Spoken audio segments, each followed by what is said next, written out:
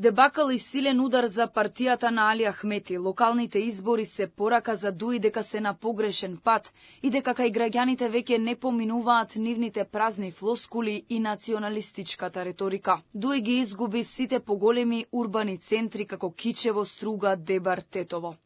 Ахмети, кој постојано зборува дека неговите опоненти во албанскиот политички блок немале легитимитет, по вториот круг од локалните избори е целосно делегитимиран. Ги изгуби најголемите битки во општините со албанско население. Во првиот круг Дуи води во Гостивар, победи во Липково, Пласница и Чашка.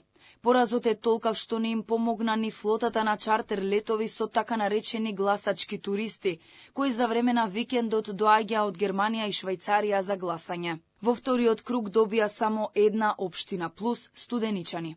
Според политичките аналитичари, кај граѓаните веќе не поминуваат притисоците и национализмот, туку се бараат резултати, отчетност и реални проекти, кои ќе направат животот да биде подобар и без поделби. Националистичките реторики и повикувањето за етничко гласање на нив не им помина, односно има фијаско во две општини каде масовно шверцува гласачи од странство и една за секогаш веќе Дуи не може да се повикува во тие националистички кампањи и платформи и најверојатно од изјавите кои ги даде сам нивниот лидер, јас мислам дека сега ќе се преструктурират првин и вториот момент дека веќе ќе ја ребрендират пак нивната политичка партија.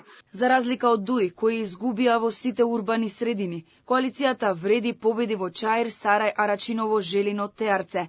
Во вториот круг ги добија Тетово, Дебар, Боговиње и Долнени. Победи и независниот кандидат во Струга, кој беше поддржан од оваа коалиција.